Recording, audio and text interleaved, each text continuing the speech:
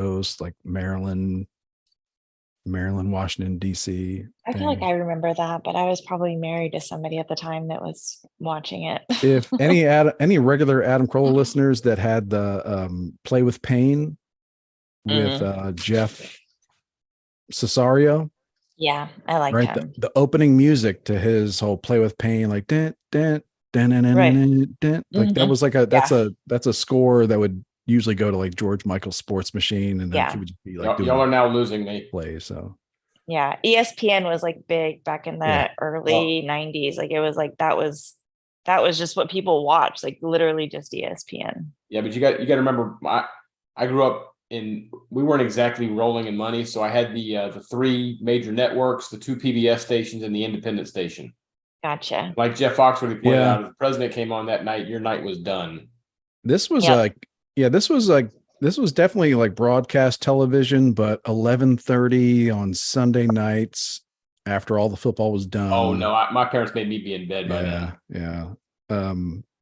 Anyway, we're on episode 170. Quanta, do you have those topics pulled up? Oh boy. I figure we'll talk about the most, the big current event that's going on now, and Phillies Brave series. Yes. The Orioles. Not that I'm a big baseball fan, but the Orioles got knocked out. Oh, every division winner except for Texas got knocked out. Yeah. And Texas was the lowest division winner in the American League, I think. Maybe it was the Twins. I don't know, but yeah. But it's just more like a momentum thing. Like you're playing every day still. Then the other team's taking a week off, and it's. All right, I'll send it to the chat so you can have a picture of it. Do you want me to send it to you too, Russ? I figured I'll just play along with whatever y'all start throwing out there. It's probably better you don't see it. I'm good at reacting. I'm also good at stirring the pot, which I did a few times this past week. Oh man, I've been called so many names online this week.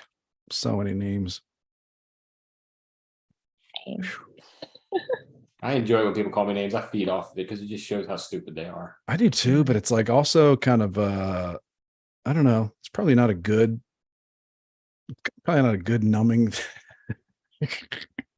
Do they go to ugly and old with you too, or is that just something that guys do to girls? I do it on Twitter with my my Grateful Red One handle, and so people don't really know who I mean, they could know who I am if they wanted to pretty easily, but because there's a link in there. But I just asked him to call me a poopy face. Just like it is funny. Every now and then it's kind of like, oh, just that kind of struck a nerve, but most of the time it's funny because it's just like they're just flailing. It's like it is like a weird, like you're ugly and you're, like you're like some guy said today something like your gaping mouth shows how much of a simpleton you are. And I was just like, I don't even have a picture. Like, what do you you start breathing through your mouth? It's like, I like it. But it's like weird because he's picturing some like weird, like caveman meme or something like that. I think maybe like the gray-haired guy with the ponytail and the really scraggly beard. Yeah, like that's what he's picturing. I was like, okay. Yeah.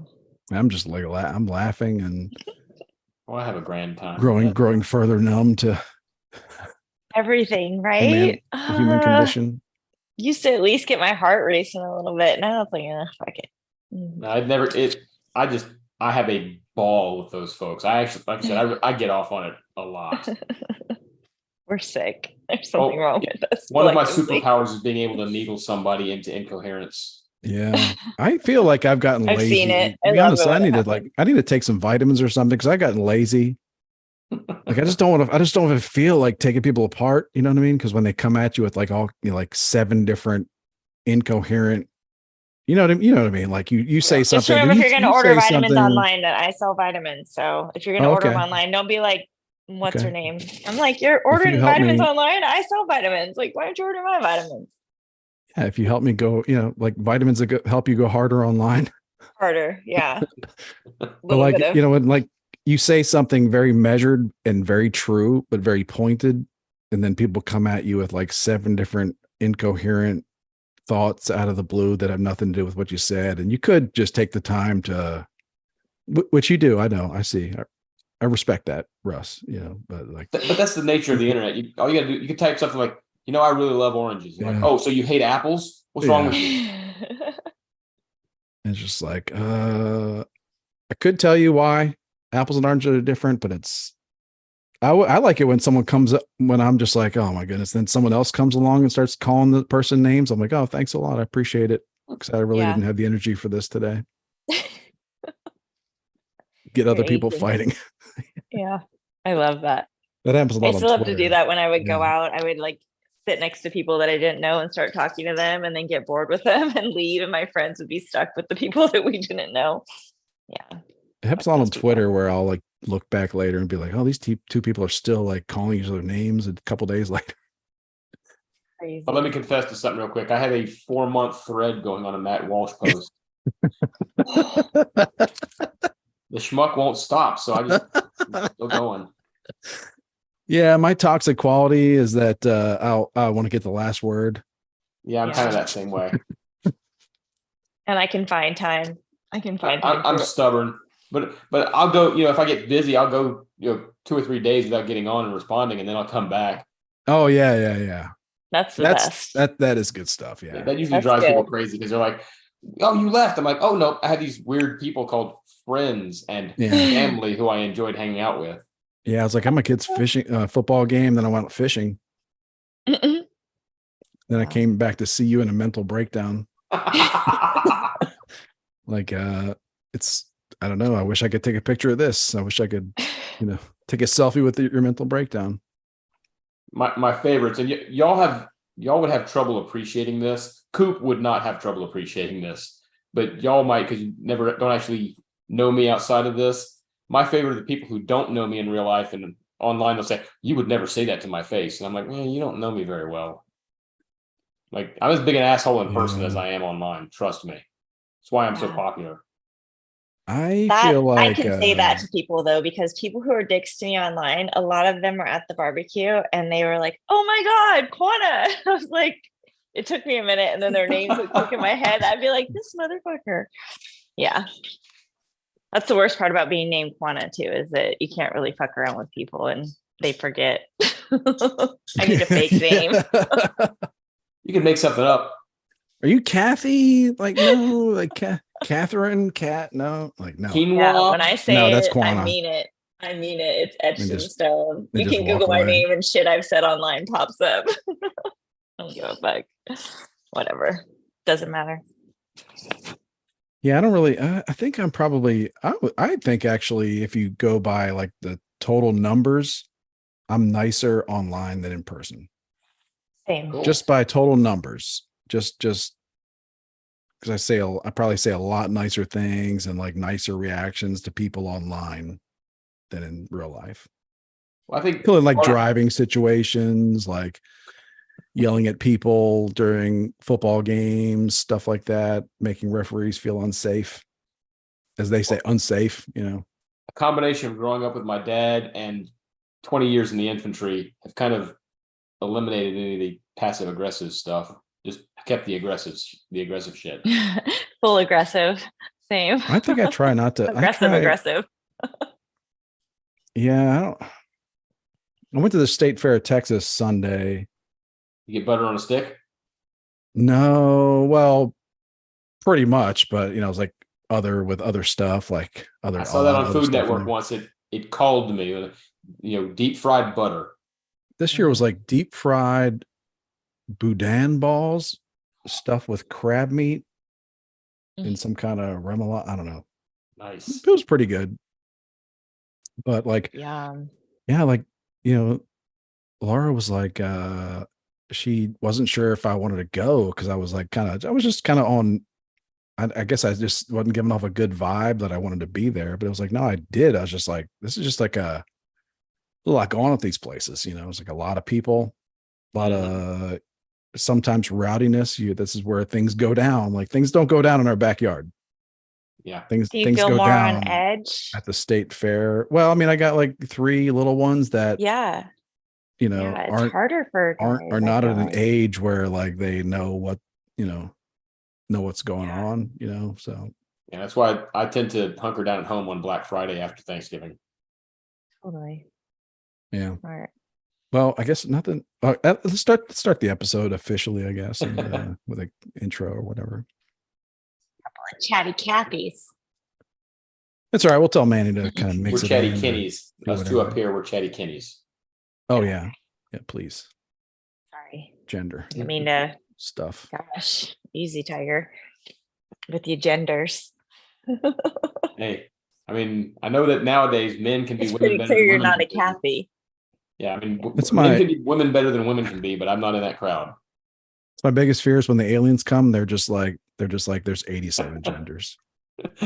Yeah, you stupid humans. You stupid humans. Like, and they whip out a binder and all 87 are right there. And it's like, oh man. A binder. I wondered how they were Back to the drawing board. Or an iPad, whatever, binder, iPad. That's assuming they're not already here, Christopher. A Samsung Galaxy tablet, maybe. You should see what they do in November. They take these birds and they shove celery and carrots up their ass. Yeah, we do. Yeah.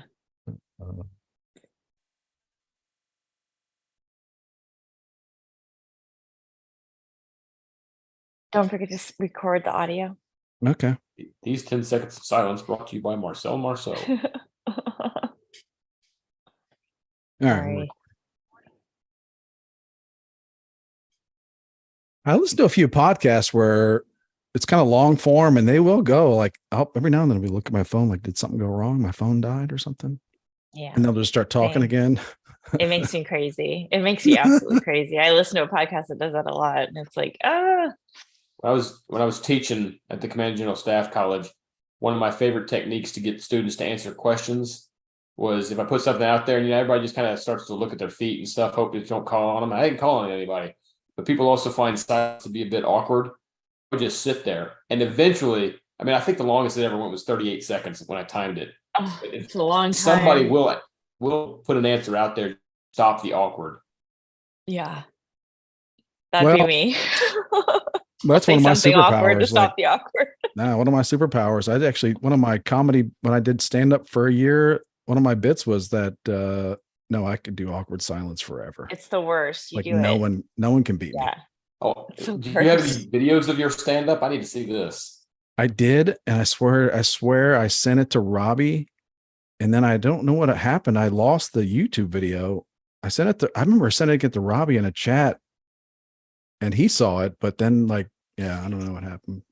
It's on a hard drive or a computer somewhere in my home. So, but that was one of the bits was that, whatever we were talking about.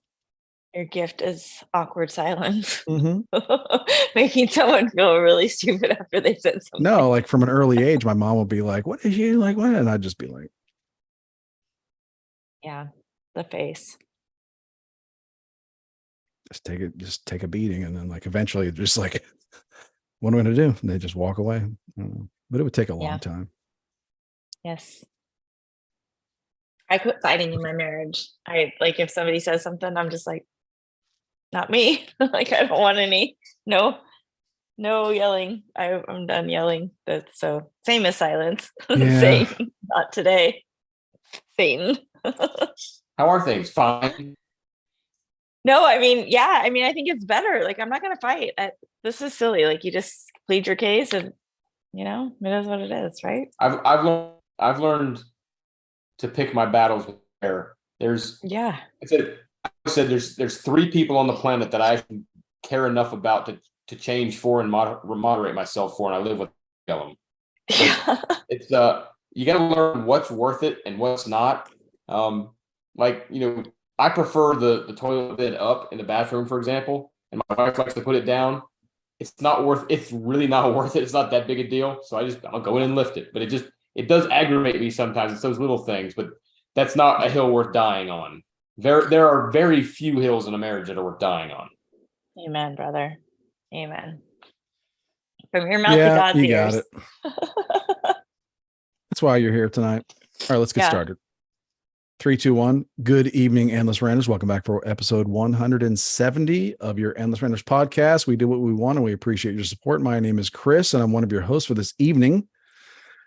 I'm joined by it's the Soggy Mom living in a Crunchy Mom's world. What's going on, Kwana? How you doing? I'm excited about tonight. I mean, Me sad too. times, but Me too. we got Well, yeah, it is sad because Robbie and Manny aren't here. Yeah.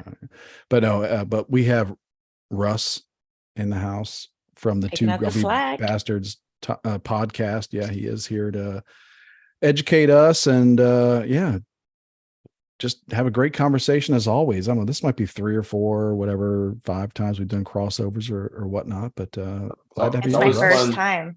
It's always fun when we have the crossovers. Coop would be here, but he's busy watching Virgin River or something. Yeah. Yeah. I've been seeing him doing that. It's funny. It's like I don't know. Is that the CW? I don't know. I tell him he makes me sad. Oh no, is he really watching Virgin River? Oh yeah. That's kind of cute. Screenshots from it Good on for there. him. It gives us commentary about which characters he thinks are great and which characters he thinks are wimps. He's probably not doing it on his own. Has he watched the Gilmore Girls yet? I've made him into the OC. Okay. It'd be like next up is Dawson's Creek. Yeah, Dawson's Creek reaction videos with James Vanderbeek. Okay, he was great in Varsity Blues. Oh, okay. So he likes the character, like you. You like a character on a show too, so right? I like Dean from Supernatural. Yeah. Dean is. I have 2 man crushes in the world. Dean is one of them, and I think Ryan Reynolds is probably the other.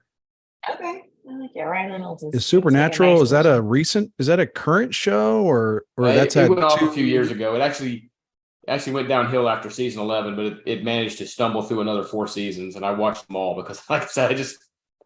Oh, that went on a long time then. Okay. It did. It went on forever.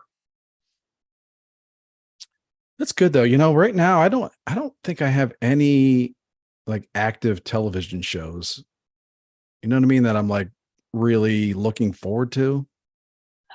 That sucks. That really sucks. Yeah, that does suck. I think the only one that I actually look forward to is Welcome to Wrexham.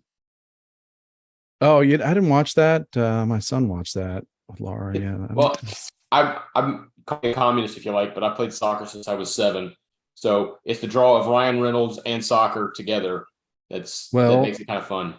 That's a good. I like talking about this because European soccer or football, as they call it. Mm-hmm. Christopher's wearing a soccer shirt right now. That's right. Right. Oh yeah, yeah. It's like we're terrible. It's like it's been a long. It's been so long. We're starting to realize like it's been that long. It's almost like the Cowboys, but not as bad. But no, a European football soccer is like one of the most capitalistic sports systems in the world. Like there's no parity. Like they did introduce some financial fair play limits to where clubs couldn't take out huge loans to, spend on their team, players, facilities, whatever. But no, like in European soccer, like you have to earn it. You earn it through success. You win lots of money when you win things. Every time like every place you finish in the standings, like you win a lot more money, and then you get to take that money and put it into your team. It's the promotion and relegation that I really like, especially like in the that too. League. Yeah, like there's there's winners and losers, micro and then like big. Like, I mean, like it'd be like it big. For those who don't understand, it'd be like in the NFL, the Chicago Bears and the Houston Texans finish in last place in the NFL, and suddenly they have to play in the XFL and the USFL next year, and then the Memphis Bombers and Birmingham Barons end up in the NFL next year because they got promoted or something. I love that. And at the same time, in the NFL, it's like if you win Super Bowls, like you get to keep all your money. You don't have to share it. You don't have to share it with the losers that are 0-17 or whatever it is now that don't try. You don't have to share it with the teams that are in the middle of the pack, or you don't have to share as much with the teams that are middle of the pack and don't really make an effort to either, get ambitious or, just kind of play it safe. So there's lots of things about Europe that are obviously, more socialist, but I don't think their soccer is one of them. One of the things I like about it, Rob McElhenney from It's Always Sunny in Philadelphia. I love that show. He's Ryan Reynolds' partner and co-owner with Wrexham, and he wanted to get a sports franchise to basically tell a story because he thinks he has to tell those stories, and he literally went on the internet and Googled how to buy a sports franchise and started researching a couple of them. That's how he ended up landing on Wrexham, which is the 5th tier Welsh soccer team that hadn't won anything in like 15 years, 20 years, something like that. And the town's really working class, really kind of it's been down, and they came in and boosted it up. It's been a really fun show. Yeah, I think man, I don't know why. I like the story. I like those guys too, I don't know. I think it's because I've got other former Manchester United soccer players, football players that started their own clubs or like kind of have their own clubs too. And it's like, all right, these Hollywood guys bought a team over there and now they're competing with, the teams that are owned by my favorite players that I've, been following for 20 years, that have long retired. Yeah. Well, so maybe that's why I like kind of didn't want to. Salty. They've got some hate. Yeah. I'm petty. I mean, I'm petty. Yeah, I'm petty. Yeah. From some other clubs who, quite frankly, their fans are upset because Reynolds and Rob and Ryan came in and put a lot of money in and started promoting them, and they're like, they think that sucks, but at the same time they'd give anything if that was their owners. Yeah, I think because I've been aware of that whole league system over there for a long time, like I can really see you from the point of view of like those guys hit the lottery, like Dorncastle. They hit the lottery, and other teams are just like, that sucks. Why don't I hit the? Yeah, but man, some of those teams also they look at it like, well, man, there's a bunch of money being poured into our league. Well, when Wrexham comes to our hometown, our stadium, then we can fill it. We got to take that money and buy players and buy better players and improve things and get up the ladder too. So yeah, no, European soccer is in large parts is like extremely capitalist, and even like the bad parts of it, like there's a lot of corruption in it too, because it's like kind of it's a little bit corrupt. It's a little bit corrupt too. Yeah. That's how Qatar got the World Cup. They basically bought it. Yeah. There's a lot of money floating around there, just a ton of money, and a lot of former players like in positions of power. Yeah. So but it is really, anyway, I don't know what we talked about. I know Quana's learned a lot from this. Yeah. I watched soccer from let's see, 1st grade all the way through 12th and year round, like every weekend of my life for those years from 1st grade to 12th grade, filled with soccer tournaments. I mean, I was the driver. You can't believe the life I had as a soccer mom. Never had a wagon, always carrying my own shit. So, and I still don't know what offsides is. So if that tells you anything, my love for soccer. I don't think nobody knows what it is. It's one of those mystery rules out there. Yeah. But my daughter was really good, like really, really good. One time she made a goal from a corner kick. Like she was so good, so good, so good. She lettered in high school. She was really good. That is fun. So, yeah. My girls both play. They're in their 2nd year at 6 years old, and it's a little tough to watch. It's a little tough to watch, but Yeah. My youngest played for like one season when we were in Kansas, and her match strategy consisted of singing and skipping down the field. Yeah. My daughter's team, my daughters, they get at it pretty good. They get locked in, but they've got a couple teammates that like to, spin around and look at the sky. It's funny. Hallie was on a team when she was little that made them roll. They were muddy. They knew they were going to get muddy that day. And so he made them all roll in the mud before the game started. Like they were little and he made them like roll, and all little girls, Yeah, that's funny. They did it. So it makes it's some heart. It's really, it's something, it's something that's really beautiful to me to watch the girl. Cause I'm used to I was a boy and I watched my boy play and all the sports and whatnot. They're all high five, but to watch the girls celebrate, it's a different thing. Like how they get excited in a different way. Mhm. The hugs. Very Oh, they very love each similar, but then other. just like the little just appreciating the differences. You Yeah. know, just like My daughter's still friends with so many girls that were on her team. Like it's we Yep. went to my son's band recital last night, and then afterwards he wanted to go and see his friends at the volleyball game, the girls volleyball game. Mhm. Oh, My We were there oldest for like plays we were volleyball. they were like sixth, seventh grade, seventh grade, I think, and they were doing like the girls were like all like the A team and B teams were both they were doing their chants, Yep. but like in the real high pitch. I was like, dang, these they're pretty serious. Like this is a They get gestures. If somebody scores an ace on a serve, it's a special kind of gesture. is it? Yeah, it was the first thing first time I had seen it, at that age, and it was like it was just kind of yeah, they were just kind of they have the same kind of camaraderie, or I guess do you say camaraderie for girls too? I don't know. Hey, I got to tell you this story real quick. My oldest was playing. They were playing one of the larger schools in the area. And you know who Penny Hardaway is? Oh yeah, Yeah, playing the Magic. yeah. Played the Oh, Magic. Okay, Now yeah. basketball player. he coaches the University of Memphis Quana Tigers. lives in a basketball town. I do. Um, True. but Penny Hardaway's daughter went to this school, and so at the end of the night, all the girls from my daughter's team got pictures with Penny Hardaway, and my daughter comes up to me afterwards, she's like, "Who's that guy they were asking us to get pictures with?" All the dads are out there. Oh, look, Penny Hardaway, and right. My daughter was like, "Who's this guy, and why do we care?" Right. Was his first name like Anthony or something like that? I have no idea. I'm not that But close. I remember like Claymation. It makes me think of Claymation Penny Hardaway because there was a Yeah, there was one that like a Chris Rock commercial. did that. Was it Chris Rock? Oh, Some kind of commercial ad or Yep. something like that. It was like I Chris think Rock I remember doing that. that was funny. That was some funny shit.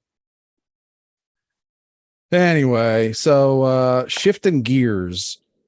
One of the reasons we asked, Manny's out tonight, Rob's out tonight, both battling well, I don't want to get into it, their health problems. I'm just kidding. It's They're not both fine. mesothelioma, in case you're They're both wondering. fine. Yeah. Yeah, they both work with asbestos for too long, way too long. Consumption. Yeah, what's that's tuberculosis, right? It's tuberculosis. Yeah. Yeah, like a lot of people die from that every year still. But anyway, they're out. Speaking of people dying, look at that segue I just created. A lot of horror in the world, a lot of terrible things, and one of the reasons that Manny suggested to us that we get Russ in because producing. Always he's a producer. He Yeah. produces stuff, all right, that's for sure. But yeah, so Russ is here, and we're just talking a little bit about that. So last Saturday morning, I think it was Saturday morning in Israel, Mm-hmm. the governing organization that rules over Palestinians or area of the Palestinians. It's also a terrorist group. Sent a bunch of people, maybe over 1,000. Yeah, about 1,000 to 1,500 terrorists. They blew 80 holes in the security fence after conducting 80? a cyber Is it attack. 80 now? Dang. Yeah, after conducting a cyber attack that disabled the fence touch sensors. Yeah, I think those numbers are really important because it's not like one building or two buildings or one ship in the Gulf. It's like, Or a couple of rockets. and like those things are big. Like obviously two or three buildings in a Pentagon. That's a big deal. But it's like 80 places, over 1,000. I say over 1,000, but it was like 1,500 is what we've been told. The estimate, yeah. Of militants, terrorists, attackers, killers, maniacs, Evil bastards, yeah. Evil pieces of garbage. Parachuting in too, right? Yeah, they did some of the paraglider stuff in. That is just it's a lot. Again, the numbers, it's like not just the numbers of holes in the walls and the number of fighters, but like the methods, like the different weapon types, the different weapons, like whatever you want to call it, like how they deliver the weapons, like by air, Right.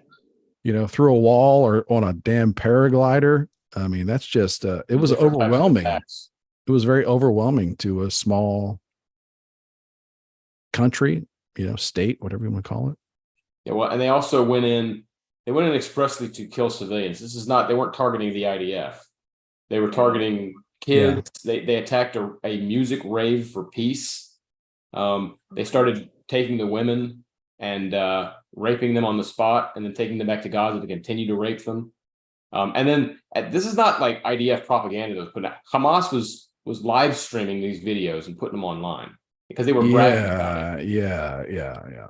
You can't have control over, like, they're trying to have control over what happened, but it's like, no, you had all your maniacs with goddamn, iPhones or GoPros or whatever, whatever the Chinese knockoff of GoPros are, or whatever body cams you stole that the Taliban gave you, that we gave. The Taliban also gave a lot of the M4s that Biden left in Afghanistan. Yeah, God. I mean, it's sickening. It's sickening on so many levels. Our involvement, our funding of it, are just bad tactics, policies.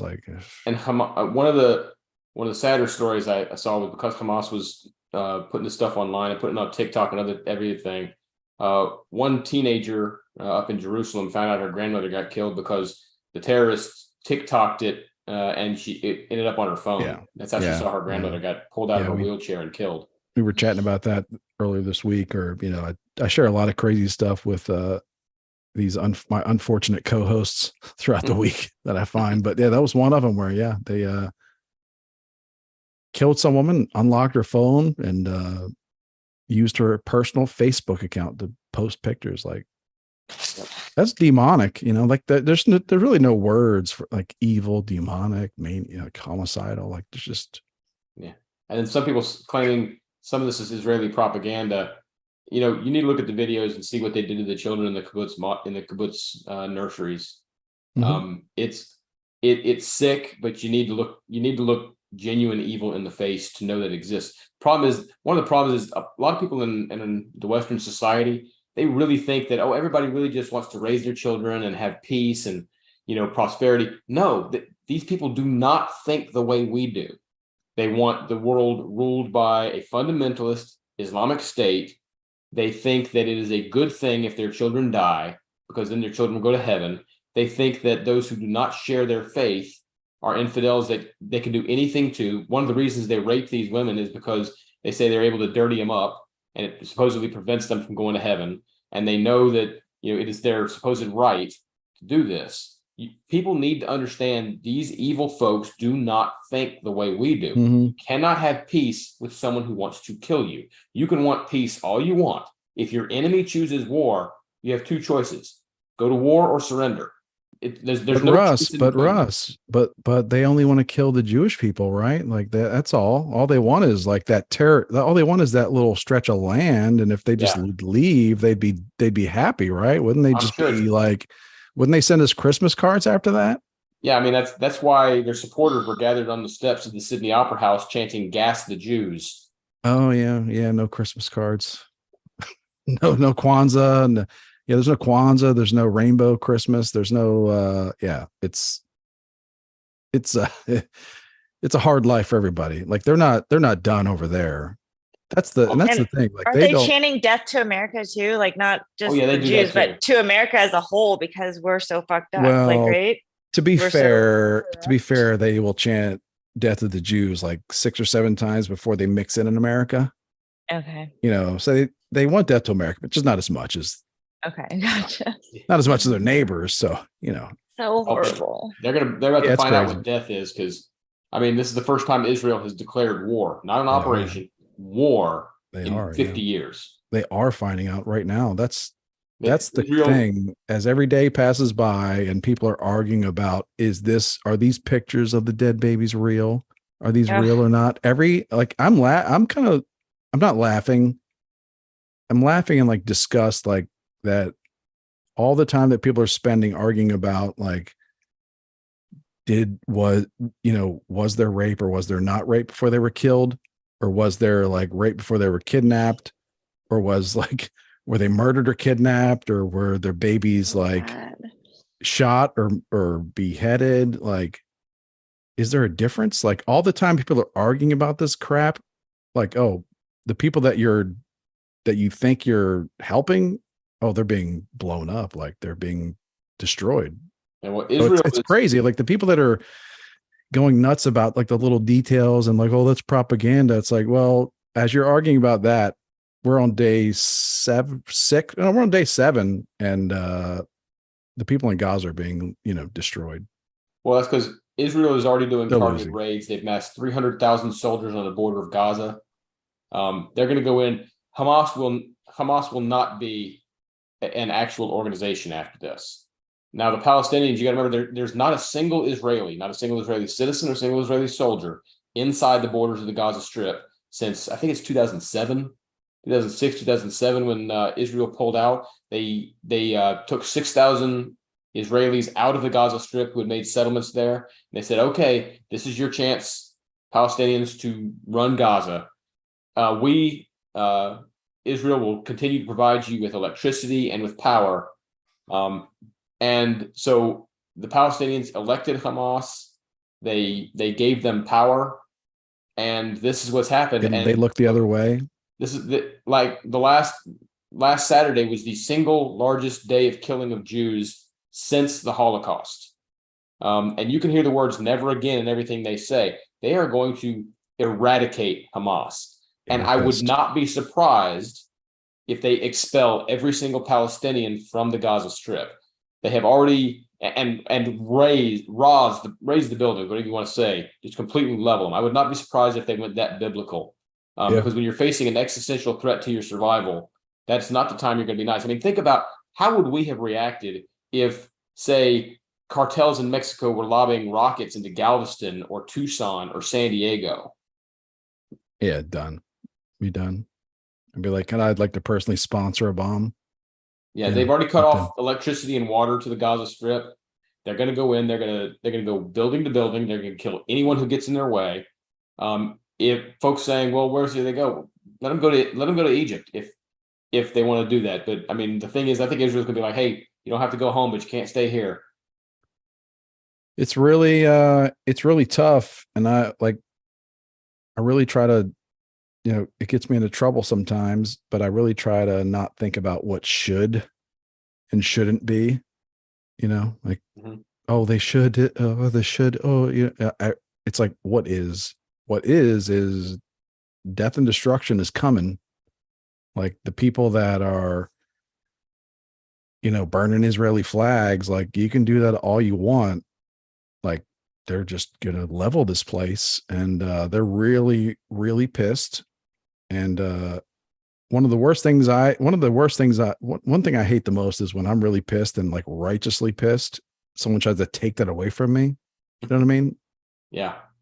It's like, no, let me express my rage and let me express my anger. Like, don't try to mute that because that makes it worse. So yeah, they're pissed. And Can I ask you a question? Go ahead. Yep. About Palestine, about like the people that are saying free Palestine, like that's separate from the people that invaded, right? Or is that one and the same? These are basically one and the same. Okay. When the British mandate divided the land between Israel and Palestine, all the Arab armies around the area invaded the country of Israel at that time. They did not want to coexist there. Within how long? It was like 24, 48 hours, like within a day or something. It was within a day or two. Mm-hmm. As soon as the paper was signed, wherever, like the United Nations, whatever, it was like, bam. So you got to remember, when everybody talks about, well, they'd be fine if they just got, the West Bank and the Gaza Strip. First of all, the West Bank and the Gaza Strip was not a thing until the 1967 Six-Day War. The Arab nations around the area invaded in 1948 as soon as Israel became a nation. And then back in 1999, Bill Clinton and Ehud Barak, the prime minister of Israel at the time, actually worked out a deal where they were going to hand over, I think it was 96% of the West Bank and East Jerusalem to the Palestinians for them to have their own nation. And Yasser Arafat turned it down and refused and declared an intifada. So this is not about peaceful coexistence. They want to drive the Jews into the sea. They view the entire area as Palestine. And they say, well, we were there for a long time. Well, you got to remember two things. First of all, the Jews have been there for about, 3,000 years. Right. And the second thing you got to remember is that the Palestinians, they had a chance to build areas in the West Bank, in Gaza, and what they did was the leadership would not actually build up structures, infrastructure, cities, that kind of stuff, because they kept people in a refugee status in refugee camps for the last almost 80 years, 75 years or so. Because people who have no rage will not fight for you. So they have no interest in actually helping their people until they supposedly take over the entirety of Israel. Well, that would mean the wiping out of the only Jewish state on the planet. And that was an entry into how the Jews almost were completely wiped off the map in World War II. So they're not going to let that happen. Now, there is another threat on Israel's northern border. Hezbollah is also partnered with Iran, just like Hamas is. And Hezbollah has like 150,000 fairly sophisticated rockets that they could try to fire into Israel if they so desired. They could try to open another front. There's reports of incursions on the northern part of Israel. However, I think that's just to try to draw resources to the north. I don't think Hezbollah is actually going to invade northern Israel or fire those things, because then the Israeli Air Force is going to go and level. I mean, there have been operations in the Lebanon before, but the Israeli Air Force has not gone in and just turned it into a parking lot. Plus, and you're about to hear me do something I almost never do, but I'm going to give credit to Joe Biden on this. When he moved an aircraft carrier into the Eastern Mediterranean, that's a signal to Iran and Hezbollah that, hey, dudes, do not start anything on the northern front. We're here. We're going to get involved if you do. And I think that even gives pause to some of these folks. I think Iran. That just means his cabal, the cabal, not his cabal, the cabal that runs him was like, hey, everybody, we need to stave off World War III here, and it could escalate. Yeah, I think Iran was actually surprised by the success Hamas had.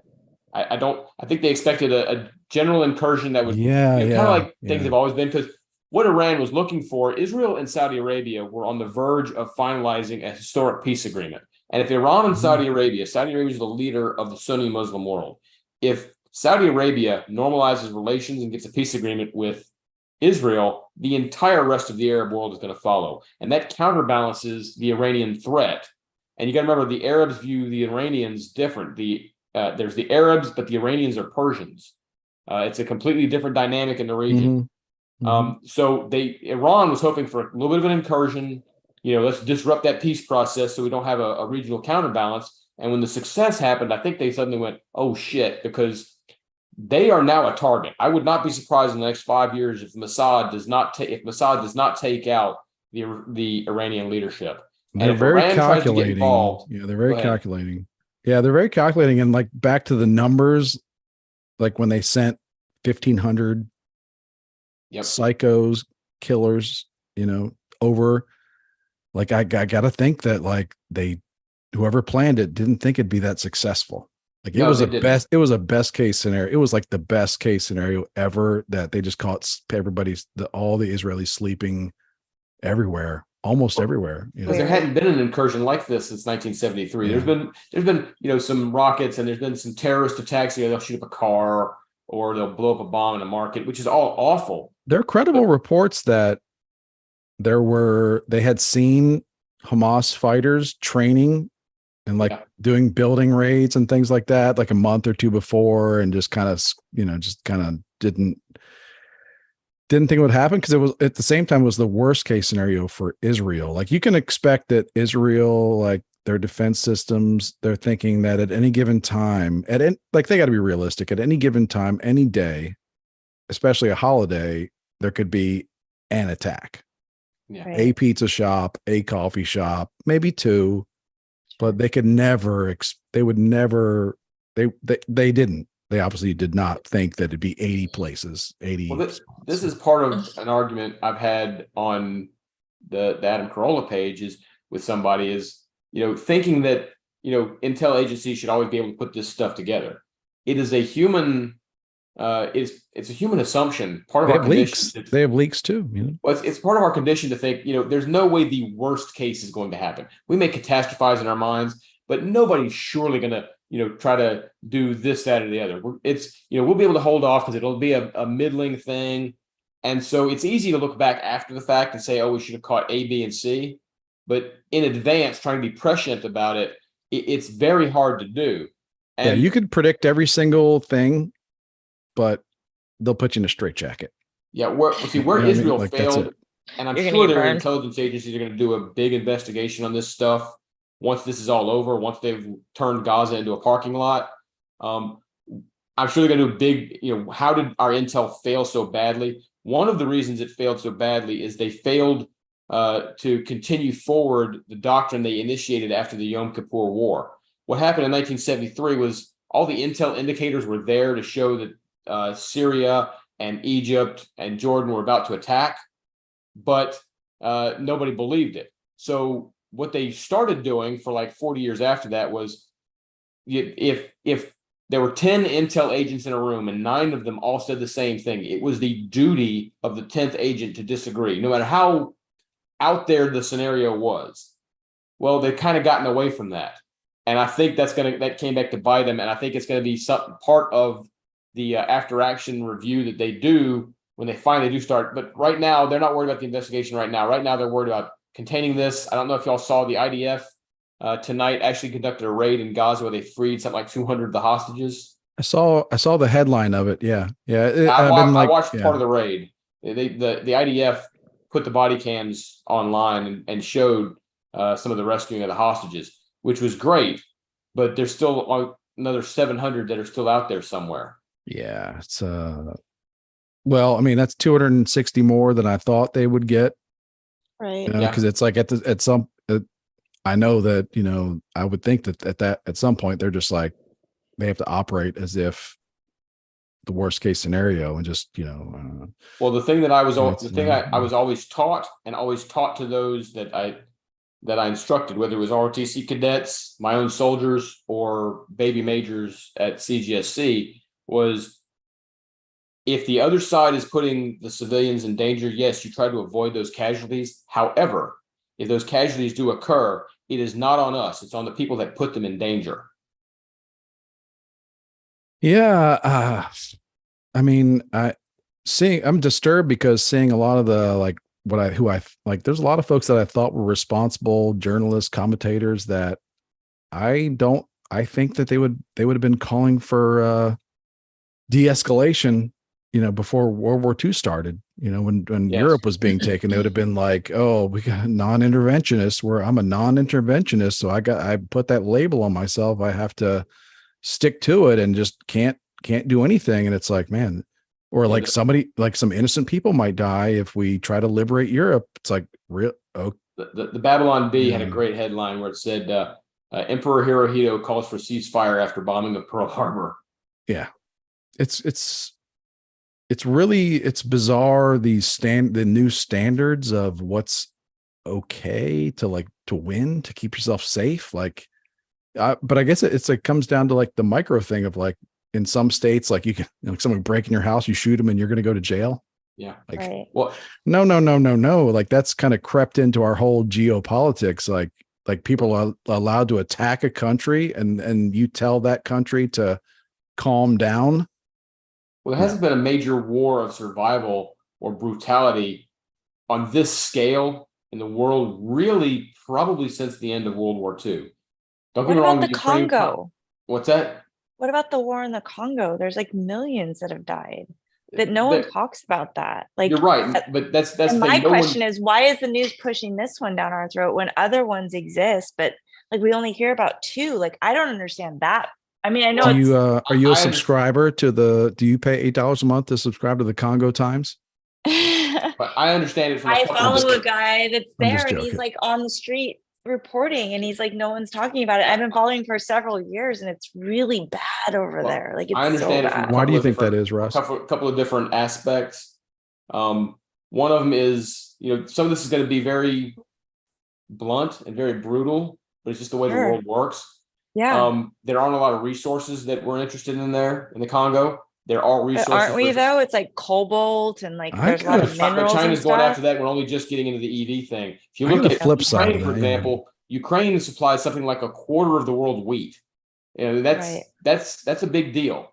Israel has got a a moral tie and a historical tie to the United States because we sponsored Israel in 1948. The Rothschilds. We didn't sponsor right? Congo. Nobody goes in there. And not to put, I mean, I'm not normally a race guy, but it's not a white, Judeo-Christian society. So people Right. don't pay as big attention. People haven't paid attention to Africa in They forever, don't. unless They it don't was want us. South They don't Africa. exactly want us paying attention either. So they're not like, Right. I agree. I'm That's just my saying, point is like the TV says like this is the war that we need to care about. And it's like, well, but there oh there yeah, are yeah. historical and familial ties to Israel. course. Ukraine is in Europe's backyard, which is, for lack of a better phrase, our ancestral homeland in a way. right. And Russia, to be fair, has been the boogeyman since I was a little boy. Same.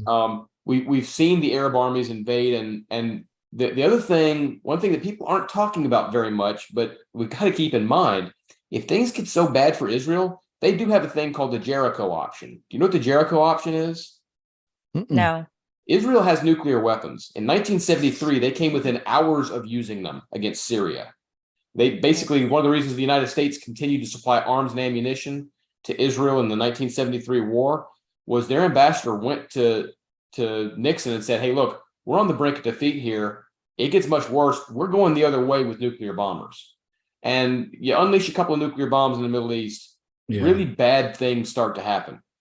Part of our, we like to look at the world as like we're bigger, they're smaller, we're the parent state, they're the child state, so we should be able to dictate. It's like no. There's a negotiation, and that's been a while, but they were basically like, we're going to go scorched earth here, unless you kind of get behind us and kind of protect us and give us things, and just unless you offer us protection. It was like a reverse mafia thing, but it's like that's what I would do too if I was them.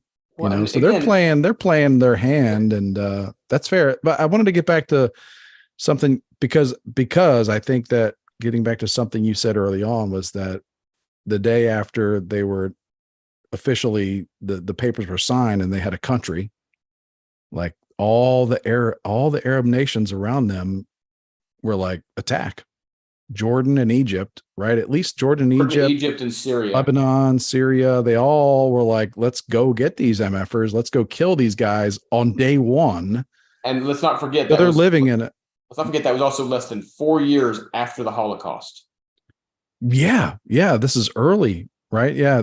This is like early 50s, like, or was this 48? No, 1948. 48, yeah. 1948, less than 4 years after the Holocaust, they tried to do that. And the collective memory of the Holocaust was still fresh, and these wars and invasions have kept that collective memory very fresh ever since. The Jews were on the brink of complete annihilation in 1945. People use New Jersey as an example of if it was Israel, but it's like, yeah, like if if New York in 1948 attacked New Jersey, the people in New Jersey it would be very fresh in their memory. Like, they'd be very worried about all the people in New Jersey and Maryland and Delaware and New York and all that tried to wipe them out not that long ago. And then our government also in the has made 60s, it like they pushed our history back.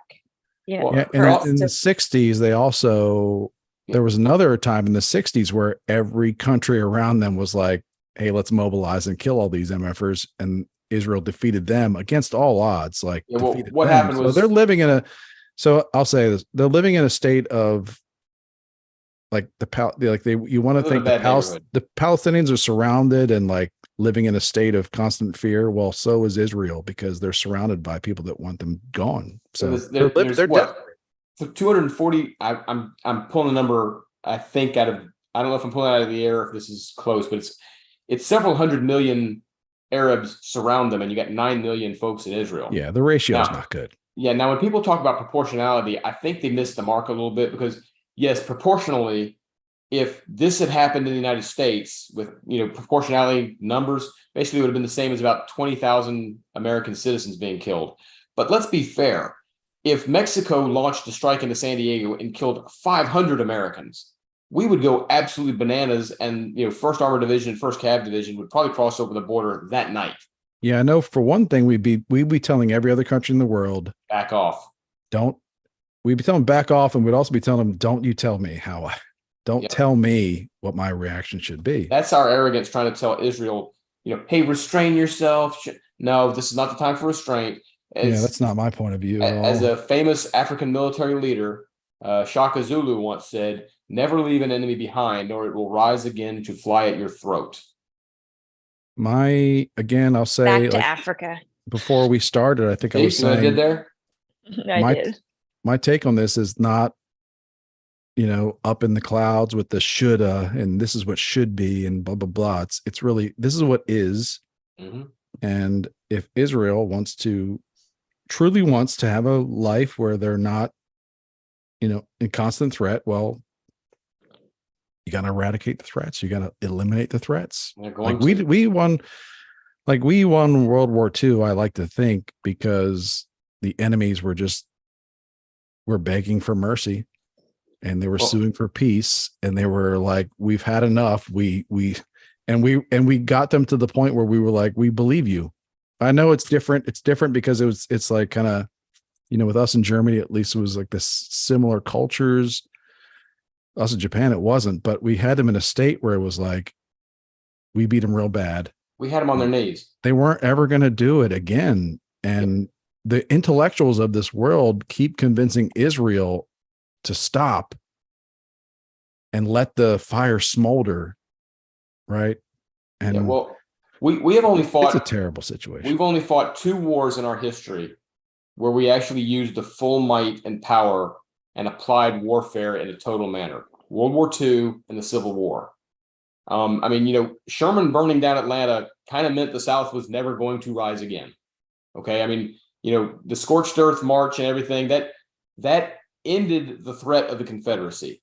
World War II, Germany and Japan have not been a threat since. And I think one of the reasons we did to Germany was because we let them up easy in World War I. And we said, okay, we're not doing that shit again. And we went and put a boot on their throat, us and the Soviets, because to be fair, the Soviets did a lot of the manpower fighting. And then when we dropped a couple of nukes on top of Japan, we sent the signal, okay, you can keep going, but we are going to utterly obliterate your entire nation if you keep going. And for some reason, we expect restraint out of Israel when they're facing some kind of existential threat. It's very arrogant. That's why it's been going on for so long. It's been going on for so long because of it. And it's my personal take is biased by the fact that I've been watching this go for 35 years, and I really just don't want my kids like having to learn about it and having to learn about the history of it and like having to watch all the damn and having our politics dominated by this thing. Well, I think it's 30 years from now, I don't want it. So it's like, at some point, we just, at some point.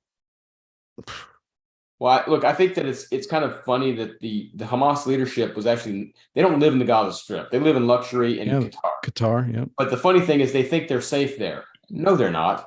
Mossad is going to go after them wherever they are. I want to say it took 5 to 10 years for Mossad to kill all the Black September terrorists that killed the 1972 Israeli Olympic team.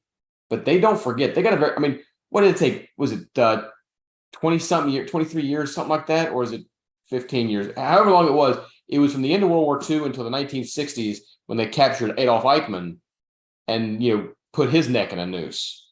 They're not going to forget this stuff, and they're going to go after these enemies wherever they are, and they're not going to stop until they're dead. Yeah, it's a really tragic situation because I hope that this thing can be extinguished. But I understand that at the same time that it will be when Hamas is gone. Yeah, these groups like Hamas, ISIS, ISIL, Hezbollah, like they do morph, like Muslim Brotherhood. They're like all like splinter off. So like I imagine that Hamas could be wiped out. That they'll just be Hamas 2.0, or there'll be some other group or something. Well, but you just hope that they're weakened, and you hope that the civilian population that tolerates them, supports them. You know what? I mean, if you want the Palestinians to be free, then you have to free the Palestinians from Hamas and Hezbollah. You know what? Is that what they mean by free Palestine? Is that what they mean? Like free us from those people? Is that what people are asking for? When they say free Palestine, and they say from the river to the sea, they mean drive the Jews out, and it is a nation of Palestinians. 100%. Okay. My thing is the only way you're actually going to free the Palestinians is when you free them from Hamas and they decide to join the civilized nations of the world. Yeah, they would. Gotcha. I believe that at this point in time, if they just took down all the walls, because some nitwits have suggested that, like, just public commentators, but it's like they would just subjugate. They would either kill or subjugate all the Jews. Like they would. Oh, that's exactly what they would do. You got to remember, it would be vicious. But at the same time, what would you expect? Because no matter what, right or wrong, whatever, good or evil, like you have all these people pent up, and then you unlock the door. It's like, yeah, they're going to come out and like be raging. But you got to look at how the Palestinian leadership, both and they're trained to do that, Authority and Hamas, have handled some of this stuff. What I mean by that is they said, we don't have any infrastructure. We don't have clean water. We don't have sewage. Israel supplied them piping to fix that stuff. And Hamas turned it into rockets and rocket tubes. They said, we don't know how to build we can't build roads and schools. Israel gave them concrete, and Hamas built terror infiltration tunnels underneath the Gaza Strip into Israel. They are not interested in building up for their people. They are interested in killing the Jews. That's it. And that's why you have to wipe them out. You're right. You're like I know like it's trapped because people will, like, intellectuals will try to reason their way into like intellectuals who are not in danger themselves.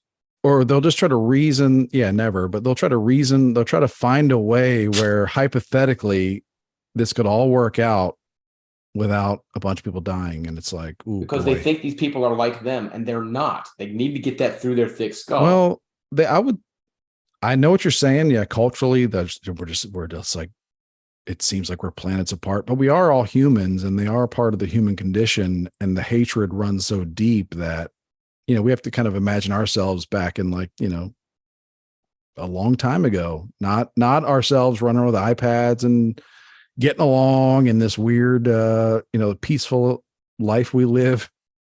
That's if we were back in those times, history, but it's like those people are living in different times where their tribal hate is like it was in the Middle Ages. That's why you can't reason with them. If you understand that they operate in those time periods, you understand. It'd be like trying to reason with the Crusaders who were trying to burn their way into Jerusalem. Yeah, that's what I'm saying. I'd say they try to do that, but and I try to do that too. But then it's like you snap back to the fact that a lot of these people, I don't know if it's 10%, I don't know if it's 50%, but a lot of these people, they're training their children from the time they can speak to hate the people on the other side of the wall. And there's not enough psychiatrists.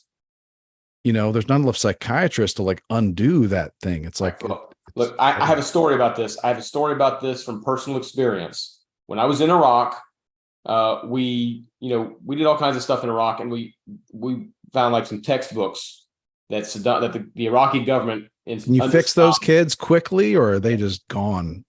Well, look, some textbooks that Saddam's government had printed, and they had like pictures of a vampire with a Star of David on his forehead and fangs, blood of Arab children dripping from its fangs, and it was a big missive about how the Jews were awful and apes and all this other stuff.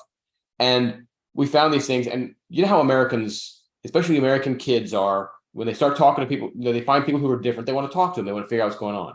And I will never forget Specialist Tally and Staff Sergeant Cook and our group of soldiers outside of the area we were in, talking to a group of Iraqis, because we were like rock stars. We drew crowds over there right after the initial invasion.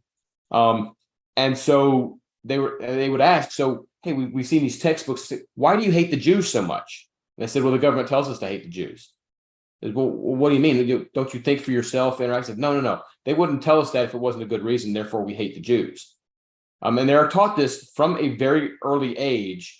And one of the reasons that the government of Iraq and a lot of the other governments over there did that was because it gave them an external foe, an external enemy to focus the people's rage on. Yeah. So they're not focused on the shortcomings of their own society. Don't you think that's what our government's doing to us right now, though? Yeah, like, the situation mindset between there is a very different mindset between Americans and these governments. Because you got to remember, our government, one of the things that people don't get, our government has got very disparate, in-squabbling types of elements among it. These other governments, they don't allow that. When authoritarian governments look at the press in the United States, for example, and they see the press questioning this policy and that policy, or putting out this statement or that statement, they think the government is doing that because in their own nations, that's how the press operates. Okay, they don't have that freedom of that independent level of thought that we do. Now, that's not to say that folks in our government are not capable of nefarious things. They obviously are. There are bad people, there are good people, and there are people in between in the government and in society in general. But when you have an authoritarian regime like they had in Iraq, like they have in Hamas, like they have in Iran, it speaks with a single voice, and they are able to tamp down on any dissent that exists. The squabbling that we have in our own country that allows that independent thought is not allowed in these other nations. And so they speak with a voice and they indoctrinate in one single group. And that's why the mindsets are different. Plus, our own founding, the way that we came about as a nation, has produced a completely different mindset than the rest of the world has. And most Americans simply don't understand the difference in the mindsets. I get what you're saying. Yeah, I agree with you there. I think for us, what some of the things we talk about here is that we don't think there's a lot of that the system allows for a ton of dialogue here. So like, it's not that hard to imagine that over there, like it's locked down. Oh, it's locked in completely. We bitch and piss and moan at each other constantly, and it makes us angry and we demonize the other side. But I mean, other nations, this is what you see here with that is very, it's very recent in human history. There are other nations that somewhat have that, Britain, some areas of Europe, but in other parts of the world, when it gets to that kind of squabbling, Quana, you mentioned the Congo. When it gets to that kind of squabbling, that actually leads to war. They view squabbling as, okay, now I need to go fight. We view it as we're going to have a debate. They don't have debates on that. If it gets to the point of that kind of fractiousness, they're going to start shooting each other. But haven't we kind of lost the debate in our country where, well, one, our president won't debate at all, but also like if you say something, then you're labeled racist or you're labeled whatever. Like we've kind of lost that within. I think there's been a backlash to that, especially recently, backlash to the cancel culture stuff. And one of the other big things is the government here, while, yes, somebody may shun you, you may lose this, whatever. At least from a legal sense, the government can't come in and tell you not to say that. Now they try to get around that. They can tell you that you have to do the mandates to wear a mask and the mandates to get the shots and all the mandates. Now I think that's a different discussion because I think that a lot of that, I mean, we had this in happy hour. We talked a little bit about COVID. I think that some of that just caught people so off guard. It was almost a shock of, oh my goodness, what's going on? And I'm not talking about the virus being a shock, but I think that you saw pushback about that, 6 months to a year to 18 months afterwards when people started finally getting their feet underneath them again. Yeah. And at least on a governmental level, they've tried to find ways around it to pressure the tech companies, pressure churches, so on and so forth. But at least we have legal challenges to that. In these other nations, they don't have that. I mean, we talk a lot about free speech in this country, and we think that we get our traditions from the British. All right, let me put two things in perspective. In Russia, last year, roughly 400 to 500 people were jailed for what they put on social media. In Great Britain, almost 4,000 people were jailed for what they put on social media. England is a weird place with go to Canada and see what's like. I had a big I posted something about that on Twitter or X today about because there was a video of pro-Palestinian people in London just driving down the road, like they were a bit of bullhorn at their car, like talking about raping bunch of anti-Semites. I mean, just raping the mothers, the daughters of them, and all that stuff. And it's like, I've seen the stories. Like, if you're at a soccer game and if someone yells out a racist word, like one word, like because the player didn't score or made a mistake, like, Oh, they're on CCTV and they're getting tracked down. They're losing their season ticket. They're never going to be able to come back to that stadium ever. They're going to get charged. They're going to be on trial. They're going to go to jail or, be So why are punished. they And they had allowing people- this to happen like all over? Well, That's I think a lot of it that's the big I think that's like the big question that all societies are asking themselves. Like we have answers, Russ is an answer specifically, but I think like I like that all societies, France, England, United States, New York, like college campuses are wondering like, oof, like what have we created here? Yeah. Now, have you Like, seen what happened? we need to question our culture. Now, But did you see what happened with the Harvard letter and the people who put that letter out so recently? good. So good. No. Okay, So good. A group Right up in a of, like, pan. like 30 student organizations put out a letter supporting the Palestinian people and supporting Hamas in this what's going on. In a really And- nasty way too. They Yeah. blame, like their letter blamed, like Oh yeah, blamed Israel for just what's blamed going on. Israel for like, yeah, blamed Israel. One of the guys on there was in Harvard Law School and already had a job offer, and he put out this stuff publicly, and so the folks he had the offer with rescinded the job offer. And now what goes comical about this is the Washington Post came out with a story, I believe it was yesterday, of, hey, kids say stupid stuff, we shouldn't be canceling each other over this. And everybody else came out and said, hey, no. All right, you wrote these rules. All right, you're canceling teenage girls for saying something stupid on TikTok. You wrote these rules. We're just playing by them. And They're canceling people for wearing a Moana costume on Halloween.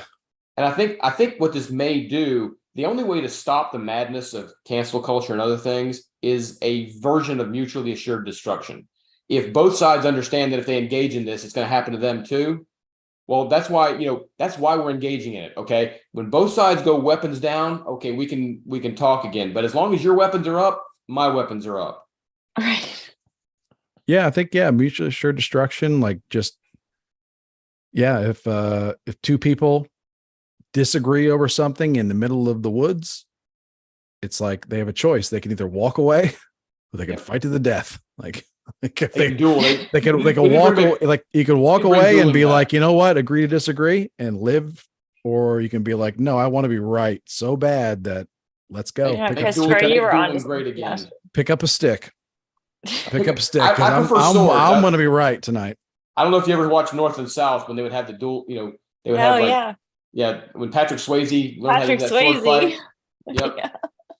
When I'm you just bring dueling angry back, that what, like, first of all, North and South, Morgan Fairchild was the star of that show. she didn't come until book My 2. daughter's middle name Patrick is Morgan Swayze was a because of nobody her. back then. Yeah. Morgan Yeah. Fairchild was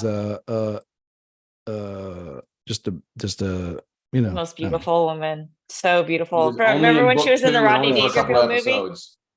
Still, What was the Rodney Dangerfield she was in the movie? commercials. Back to School or something like that. Oh, where he's a I swimmer, loved the her. diver. Yeah, back to Yeah. school. I loved she in her. that I too? loved Oh, her. that's funny. Yeah. So That was good. the first thing I saw Terry Farrell in. She ended up playing Jadzia Dax on Star Trek Deep Space Nine. But just to on this subject, like because I've seen a lot. Like I try to steel man whatever I feel like strongly about. I want to know who feels the opposite and what's their best argument. Steel man their argument, and it's like, so I've listened to a lot of stuff, and I do agree. Like the Palestinian people, they are living in. They don't have rights. Okay, yeah, okay. They do live in a tough situation. Myself, it's like whenever things are bad for me, I'm always like, who's responsible for this? A lot of times it's myself. Or I try to choose local. I don't try to choose someone that's far away, like Americans or whatever, or Zionists in New York. I try to think about locally, who is doing this to me, and they don't. I'm more than willing to listen to. Let's talk territorial disputes. Try to give them the benefit of the doubt, but it's like I'm willing to talk, security, governmental institutions, that kind of stuff. What I'm not willing to debate on is whether or not it's a good or bad thing to rape teenage girls and burn 6-year-olds beyond recognition.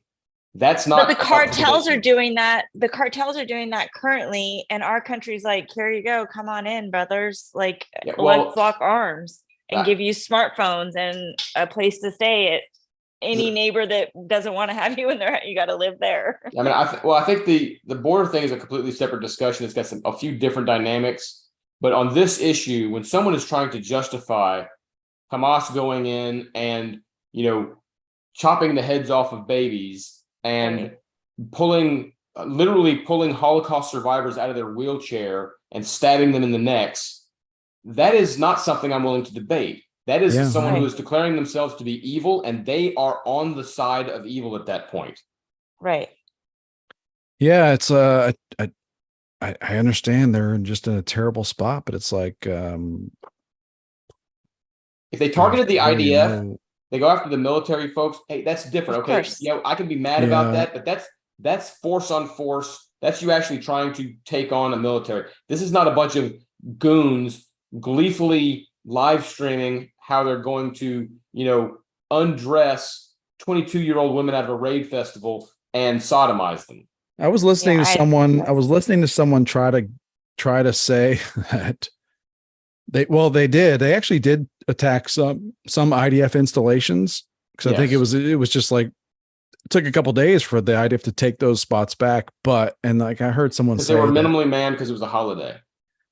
Yeah, like part of this whole thing is like the Arab countries around them are they're extremely embarrassed to talk about the history when Israel kicked all their asses. Mm-hmm. So that's another part, that their shame, that they were defeated by who they hate the most, is another part of why they keep the Palestinians so well. Oh yeah, whatever's happening to the Palestinians, however bad their plight is, what I wanted to say earlier was that it's not just Israel that's doing it to them. It's all of the Semites, if you will, around that entire area, all the Muslims, Egypt, Iran, Syria, Jordan, Israel, like they're all in on it. So Israel, like in the marketing campaign, in the movie, Israel gets all the blame for what's happening to the Palestinians, but their little District 9 hellhole that they're living in, it is, okay, it is. It's not just done by the Israelis, it's done by the entire region. Saudi Arabia, Yemen, Qatar, they don't give a damn about these people. They look at them as like, Chinese and Japanese and Koreans look at Vietnamese. Like they're the worst of they look at them like, they look at them like the lowest class. So the Egyptians, it's not just the Israels that are doing it to them. It's all the Middle East, all of them that are doing it to the Palestinians. Yeah, well, the Egyptians don't want the Palestinians to come in. Not at all. If you remember the 1991 Gulf War, after the Palestinians, who had this really just wonderful knack for picking the losing side, the Palestinians had sided with Saddam, and as soon as we retook Kuwait, the Kuwaiti government expelled every Palestinian that was in their territory. Nobody in the Arab world wants these folks. And as the Abraham Accords and other things have shown, because a lot of these other Arab nations are tired of having to go to bat for them. I mean, Israel is able to make a separate peace with some of these other nations, outside of the Palestinian issue. And it's kind of driven the Palestinians into a little bit of an impotent rage because they're losing leverage within the Arab world. They're in a zero win ever situation because nobody wants to help them. Even the people that send them money and like say they're helping them and like sing their praises and defend, like even they don't care about them at all. Well, in fairness, I mean, I have trouble helping people who democratically elected a terrorist organization to lead them. It's not like they elected the peaceniks. They chose Hamas to run them in the Gaza Strip. I think it's fair to say that those elections probably weren't fair. I was gonna say I don't go by the election. I go by the fact, like if my apartment building was blown up by the Israelis because Hamas decided to go and rape and burn babies and shit on the other side, I'd be looking for whoever I knew was in Hamas, and I'd be fucking dragging them in the streets and smashing their head with whatever I could and making an example of them. And I don't see any Palestinian going after anybody in Hamas at all. No, but that's part of my point. Maybe I can't, but it's like I don't know that they elect them democratically, because I can't believe that you can't believe that a corrupt government would actually have a fair election. But I think that they support them culturally and spiritually. I think they vote for Hamas. Whether it was so I'm agreeing with you, but just not the same way. I do think that they were supported completely by the Palestinian people. I don't know how fair or unfair the elections were. At least a majority. Yeah, but see, that's my point. Is the polling they've chosen this government? It's the old saying exists now. It exists in our country as well. But people get the government they deserve, and sometimes they deserve to get it good and hard. That's true. I guess maybe I sympathize them a little bit on that, because we're in this very similar, a much more technologically advanced situation where, our government, we're living real comfortable, but they don't really respect us either. So, and we don't really get the government that we think we're voting for, but we do get the government we deserve. Well, I mean, if we deserve the uniparty, even though we don't vote for anybody in the uniparty. If we're stupid enough, and if we're stupid enough and tribal enough to have a rematch of 2020 and 2024, we're going to get exactly what we deserve. Yeah. I'm not saying that like Trump we deserve the best we can do, then that says something about our society. Well, yeah, that goes to my point. Like, so I'm not saying that we deserve to be attacked, but I am saying that like we should empathize with people that may not be democratically in control of their own destiny as much as we like to think we are, because we're not. So, but either way, like, again, trying to give them the benefit of the doubt as much as possible, you're still teaching your kids to hate Jews. Like, and you're still raping and sodomizing and murdering. And that's the part where my empathy ends. There's probably a lot more people there teaching their kids really horrible things, like spiritually, than actually doing the raping and stuff and killing. But yeah, I don't know what's worse. It's like because it carries a cycle of violence on to the next generation, when the previous generations continue to teach that hate and continue to indoctrinate them. And again, I think it's twofold. I think there's legitimate hate they're passing on because they feel it. And then I think there's indoctrinational hate because it takes the focus away from the failures of their own leaders to provide the basics of water, clean water, food, education, all the stuff that everybody wants. If they've got an external enemy to focus on, then they can't focus internally and say, you know what, maybe we do need somebody other than Hamas. There's like a logistical reason, like a logistical benefit to that hate. It just keeps it keeps their society going. Like, it keeps the money flowing. It keeps like weird charities going. Like all the stuff that happened today with all the protests. Like, I think those are loathsome people. They have the right to do it, but they're still loathsome. Well, but like in New York City, it's loathsome in New York City and all the college campuses. But in like Yemen, where they're like streets are filled with people, like that's a weird thing, because the Yemeni government, whatever bastards they are, they're feeding the anti-Semitism. Like, they want their people angry at some external force, like you were saying, like just be angry at somebody else, not us, angry at somebody else.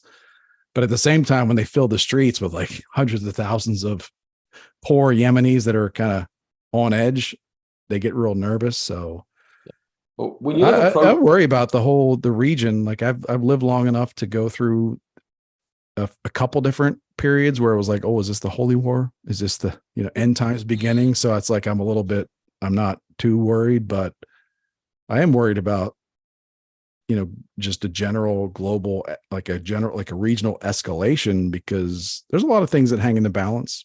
I think for the most part, it's in all their best interest not to. But and that's part when of those crowds get a little bit too big, and the pressure valve isn't working, it's like, well, we better go to war. We better. I think that's part of why the aircraft carriers in the Eastern Mediterranean is because it does give Iran and some others an excuse to back down a little bit. The cabal. If it wasn't there, they could say, we got to go support the Palestinians. But now they can say, oh, the United States is there. We can't do it. And I'm less worried about the crowds in Yemen and Syria and Jordan, because, I mean, that's going to happen. Those crowds are going to be loud and boisterous, but there are no Jews in those countries that are going to be in danger. My my anxiety is not the right I don't word. think Anger, they whatever you write want a to call it. check. They'll write a check, or they'll give a thumbs up to one of their Yeah, but groups to when you launch. look at the warnings they're having to give in New York, in London, in Paris to Jews and say, hey, don't wear the yarmulke. Be careful when you're going to shul.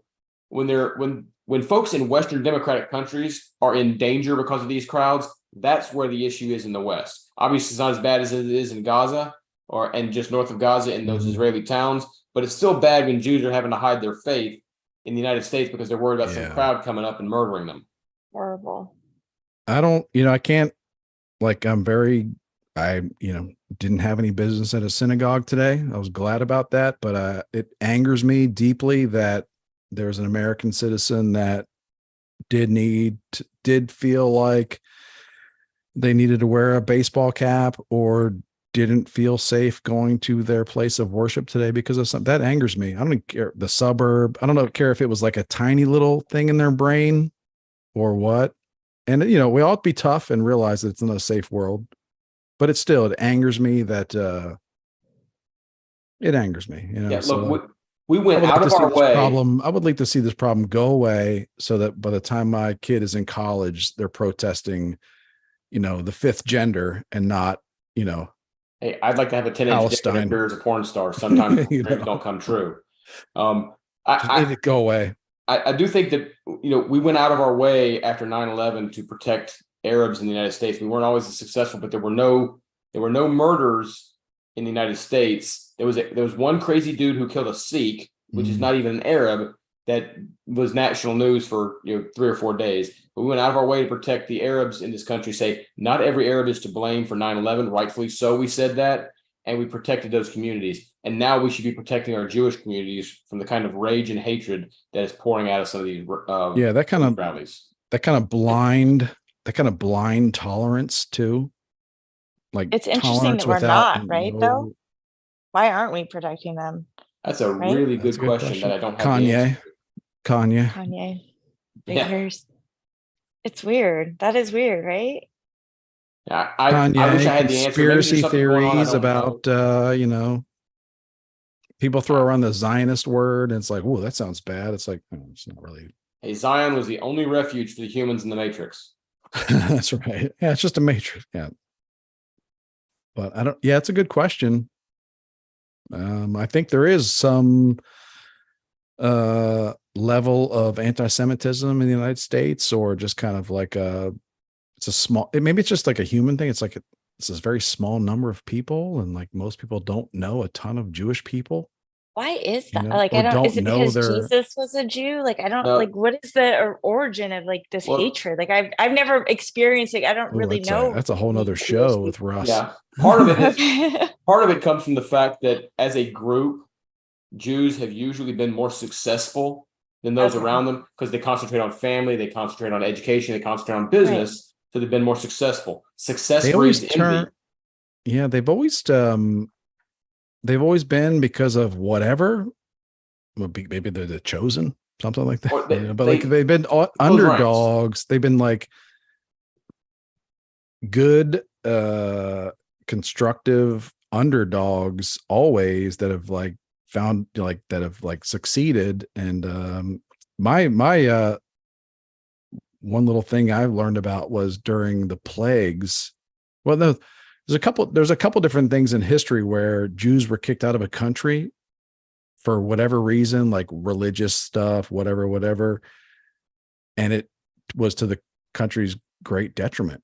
Oh yeah. Whether it was Germany, Spain, I think after the Inquisition, they ran out all the Jews, but it turns out all the Jews in Spain at that time were the ones that were really the best at stuff, whether it was art, making things, like engineering, law, like they were like the best.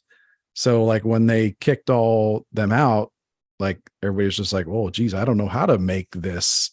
And they really hurt their own societies. Like, well, it's ironic that all the Jews that were kicked out of Germany were the ones coming over here and running the Manhattan Project. Yep.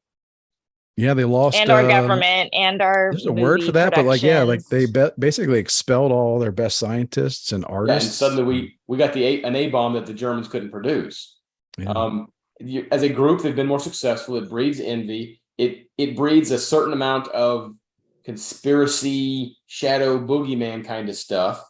And people want to I mean, Hitler used anti-Semitism to his benefit to rise to power by blaming all the troubles of Germany on a group of very successful people, because they're like, look, all the rest of us are downtrodden, but it's those Jews they're successful. They must be nefarious for doing that. And for some reason, because Jews have been successful in the world, for the most part, they are not included in the intersectional coalition of the oppressed peoples that the left wants to prop up. So right.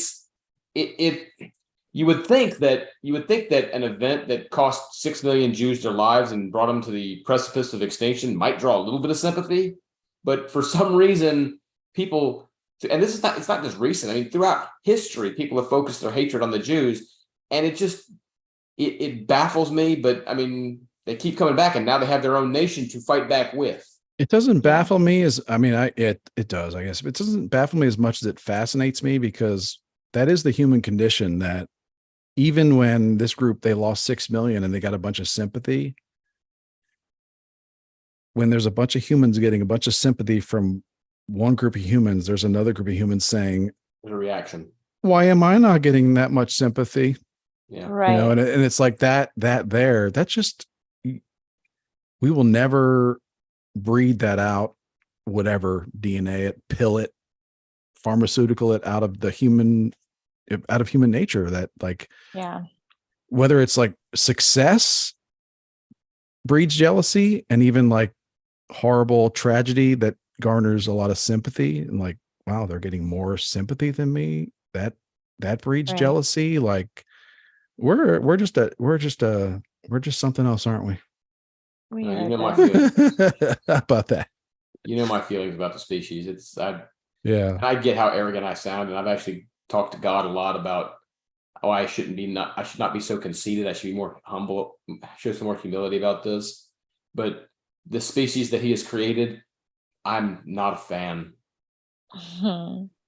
He knows. I mean, it's yeah. I'll say I'm a fan, but I get it. Like, we're all going by our programming.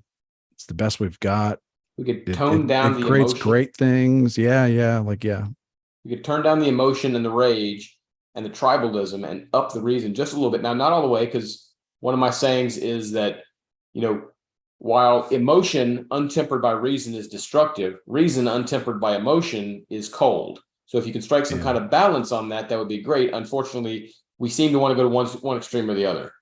We've been, we in our personal lives, daily, minute by minute, hour by hour, or in the geopolitical world, like, humans are always striving for some kind of balance, like, between those things, like, the ability to do whatever you want, and also and the feeling of safety to, like, where everybody else can't do what they want, like, but that the road to that balance is often just really terrible. And like that was like one of the things we were talking about in our little chat group this week, is that this normalcy bias, this thing we have here in our country, is very abnormal. Like, this piece we have, like, of the thousands of years of human history, that is very unusual for humans to live, to where, like, I live in a house and I'm like, no one's trying to take my house. Well, you live in a house where no one's trying to take your stuff. A couple hundred years ago, it was like, if you had a house, like, there was somebody, some tribe, somebody was coming to take your stuff, like, tomorrow, like maybe next week. You're also well fed, which humanity has not been throughout history. Yeah. If you get hurt or sick, you can get, cured up pretty easily. You have clothes on your back, so you're not sweating to death and you're not freezing to death. All this stuff that people take for granted nowadays, they don't realize that this is not the normal human condition. Up until about 150 years ago, the folks who are living in, and I'm not trying to downplay poverty. Poverty's awful. Let me get that out of the way. But the people who are living in poverty today, 500 years ago, if someone came from 500 years ago and saw some of our people living in poverty today, they'd think they were kings, because you have air conditioning, you have fresh food. Yeah, they got like you only have 60 channels, but Yeah, you have this Right. device in you your got pocket. you got to watch commercials. You have this device in your pocket that links you to the combined sum total of all human knowledge, and we use it to argue with strangers on the internet and look at pictures of Yeah. cats that look like Santa Claus. I'm just That's like my I favorite agree with part. all that. I think one of the theme of what I was saying in our group this week was just the peace, like hunger, food, all that. Like, peace is an anomaly. Peace is not the default status of mankind. It's just Yeah. not. Yeah. And like I said earlier, like when COVID hit and people were like, "Oh no, what if this is the worst thing?" I was like, there's a little bit of good to that, because I'm glad that folks still have a little bit of an alert system going on in their head. Like, Yeah. what if this is We need the what alien if this is invasion. like, what if it is like good, again, like when turn the alert off after a few weeks, when it turns I out just feel like the media is constantly alerting us though, and that's the problem, because they're able to feed us propaganda now, and more than ever since that has been legal in our country, it's like one single thing after another. Like literally we just had aliens, like I mean all of the things, like this was this year. We were only 10 months into this year. We've had Are you talking about when Obama did Obama sign off on something that like there was some weird rule where United States government couldn't do propaganda, and then he signed off where I'm sure I'm oversimplifying it, but he was like, no, it was we like can do built into propaganda some again. bill. It was built into a bill. Yes, they got passed. And reporters are like the most loathsome people on the planet. Of course. I've known a few, and they'll in their in private conversations they'll admit this. I had one guy actually tell me that if he's driving down the road, he sees a plane coming into the airport, he'll privately pray that it crashes so that he has something to report on. These are not good people. No, everyone, they're all owned. I mean, Anderson Cooper built millions of his income is from a pharmaceutical company. Like, and he's the one that's telling us it's safe to do the vaccines. Like, I'm just saying that I don't want to get into that, but they keep feeding us these things to be upset about. And so like, if anybody's listening, maybe like we can't handle all of it. Like maybe we're not meant to fight it all. Maybe we're just like outrage sells. Outrage sells because, and I hate to say it, it's going to sound different. It starts wars though. You said that that's what's happening to those people over there, that they're being fed this stuff. Yeah. Outrage sells because it feels good. It makes you feel like you have a purpose. And when I say feel good, I mean, hate is always corrosive, but it does tend to give you purpose because you want to unite against a threat. And the news media knows that. I mean, there's a reason the saying exists that if it bleeds, it leads. Yeah. It's just, and now we have more access than ever. Now, I'm not saying the news was better when it was only 3, because then we only got one side of the spectrum. And now we get, about 1,000 bajillion different sides of the spectrum. But, we're more constantly bombarded. It's one of the reasons I get so annoyed when they try to shove that shit into, like, say, my sports. Okay. Yeah. I go to sport, I go to entertainment to get away from the constant barrage of bullshit. Yeah, I can't stand Taylor Swift either. Yeah, fuck that bitch. Yeah, I'm just kidding, Adrian. Kidding. Almost Swift as bad as Hamas. Almost. Well, look, she's just doing this so she can figure out what her next breakup song is going to be. Yeah, Mrs. Pfizer, whatever. That is, oh yeah. I mean, look, she's dated about 1,000 guys and she hasn't married any of them. You'd think Travis Kelce might take a hint. 1,000. Whore. Has she? I don't know. That seems to make she dated the guy who played Loki. She dated one of the One Direction guys. Who else did she? I mean, a whole bunch of folks. She writes that's songs true. about if all you of like them, date, leaving her. Yeah, if that's like, I understand it. Like if you date like a celebrity dude, then yeah, that's like counts for like 100 dudes. So I get what you're saying. I get what you're saying. Like if she dated like Bradley Cooper for a year, like that's. I'm sure she's sitting there in that box, not knowing. Maybe I'm wrong, but probably not knowing too much about football. And somebody says, "Hey, go ahead and cheer." This is the part where she cheers, and then she stands up, and the cameras go to her. Yeah, I don't really know yet. I find it annoying. I'm not comfortable with Taylor Swift, but I understand why she's very popular. something doesn't seem right, but I don't know enough to Yeah, just right? Like a little bit like, some. is it the long limbs or something is like The long off? legs it's- do She's help. like, It's more something's off. like if you can go 20 years in at the top of American public life without any kind Yeah. of scandals, Good for her.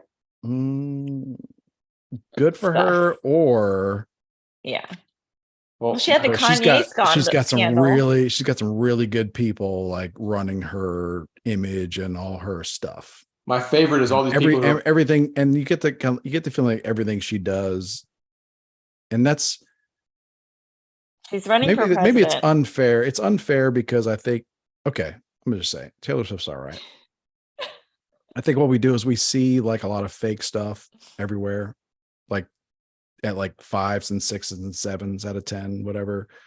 And then we see her and it's like we try to put a 10 on her at fake, but it's like she's just normal girl, whatever, but still wrapped up in all the fakery and bullshit and sponsorships that and she's just and what is she at the end of the day, what does she want? She doesn't want people to hate her. That's what Like, all girls want. No, I mean, hey, I'm just I don't really want like 10 million people to hate me either. No. Well, That's the kind of scale she's dealing at, right? If the Chiefs win, like whoever their rival, the Raider, whatever, like every Raiders fan hates her. Like she doesn't want that kind of hatred. I do think it's funny that you have all these people posting on social media that how, I don't care about Taylor Swift. I'm like, well, you cared enough to post about it. Yeah, I mean, I'm being honest. Yeah, she troubles me. She troubles me. She vexes thee. I'm not quite sure like what to think. Like They're saying she's a political. she's like a plug. John Mayer, you know what I mean? For a little while, for Adam Carolla would be like, is John Mayer like is he a douchebag? Is he all right? They're Like, saying that he's dating Andy Cohen. Might be a little bit. Who's that? Is that the Watch What Happens the Live, Housewives the Bravo guy? guy? Mm-hmm. Oh wow, that's something else. That's new. Yeah, they have a very interesting relationship apparently. Oh, maybe that's why he broke up with Taylor Swift. Did he date Taylor Swift? It's not John Mayer that dated Taylor Swift. No. I'm sure. I mean, like I said, almost everyone in Hollywood seems to. I took a shot. I was like 50-50 there. I mean, it was better than I thought. It was like 80% chance that he was one. Isn't he a boy band? Something or other. We'll have to ask Andy when he comes back next week. I don't know. John Mayer? No, he's always been a solo artist, I think. Okay. Well. Oh, yeah. I was just saying that Adam Carolla would always ask, like, John Mayer, like, what's up with this? Is he a douchebag? Is he an asshole? Is he okay? Is he a cool dude? And like Taylor Swift, that's where I'm at. I'm like, I'm not sure. Undecided. Stay undecided. I still remember when she was a country singer. That's right. That's part of the weirdness too, is that when you change genres or you kind of like go from one like a smaller genre to like a more mainstream, like, oh, that was everywhere. Yeah. Yeah. It's interesting. You were real into like playing the oboe, and now you're a pop star. Like, I'm kind of, yeah. I think I fell in love with her when Kanye stole her when he stole her spotlight, like took the microphone and was like, this should have went to Beyonce when she won like her first Grammy. And I think that like America fell in love with her because that was horrible. Like he should not have done that. I think that's when mothers of America fell in love with her, if you will. So I just remember seeing the headlines about that and not really knowing like what really happened and thinking, wow, bad. These people all the people that care about Kanye and Taylor Swift are very worked up about this. But now they come to her defense on, I mean, if you've ever, I don't know, this was probably a decade ago, maybe, when Michael J. Fox, somebody asked him if he would want, he'd want his son to date Taylor Swift, and he said no because she'd write a song about him. And like he got barraged, had to come out and make a public apology to Taylor Swift. Michael J. Fox with the ALS? Yeah, this was like 10, 12 years ago. Wow. And I mean, he got barraged with all kinds of hate because he said he didn't want his son dating Taylor Swift. I mean, this has been going on a long time. Like Michael Jackson, he's pretty much a pedophile, but there are, I mean, he was. Do you think that he looks like his character from the Thriller video yet? Yeah, that's all that means. That was fun. Right about now, yeah, like I'm going to yesterday. hell, I know. You But guys. but yeah, this dude was a pop star, made great music, could dance, whatever, made some catchy hits that people still remember. There are girl like this dude's a pedophile, died from a drug overdose, was obviously, like having some real was like degenerate adjacent. And there's still like women in this world that were like, if they had some like sperm in a vial of it, they'd be like, impregnate me right now. Well, you got to remember some woman married Ted Bundy when he was in So prison. like, like you go like, I'll be honest, I'm a little afraid to say anything bad about Taylor Swift because I fear for my safety. Yeah, Swifties, remember, they'll kill for her.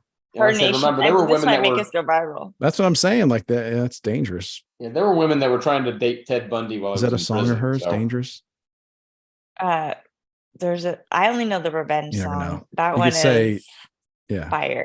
You could say pretty much. You could say any common phrase in American dialogue, and it could be a Taylor Swift song. It could be. You're right.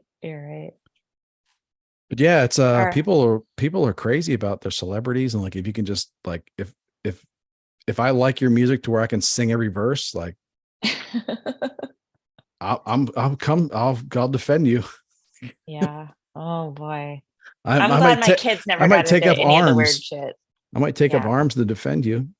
They see him and then they'll scream for an hour.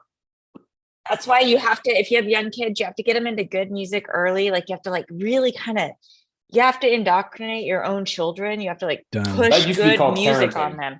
Yeah, that used to be called parenting. Push good music on them so they don't get sucked in by the bullshit. Like they're not like, oh my god, I want to, Yeah, I do. So that's on you, parents. God damn it. All right, y'all, my pink wine's out. Yeah, me too. Russ, my water went out a little bit ago. You got anything else to educate us on? Oh no, I think I've dispensed enough wisdom for the evening. You have, man. Thanks a lot. You're the greatest. Thanks for coming. It was so fun. This was a lot of fun. I really do appreciate it. We'll have to get Coop on here at some point. He actually was waylaid by his woman, and he's off with her tonight. But good for him. For all the folks out there who don't know what a big party pooper I am, it is well past my bedtime, and I will probably be going to the Z closet here very shortly. Me too. My bedtime too, and I'm on a different coast than you. Yeah, so you're 2 hours behind me. It's like I know. I'm older than you, though. The witching hour now. I'm gonna go start a fire. All right. Hopefully in a fireplace, not like in your living room. Outside in the backyard somewhere. All right. Good to see y'all. Take care, man. Thanks a lot. Take care. Get it on. Do what you want.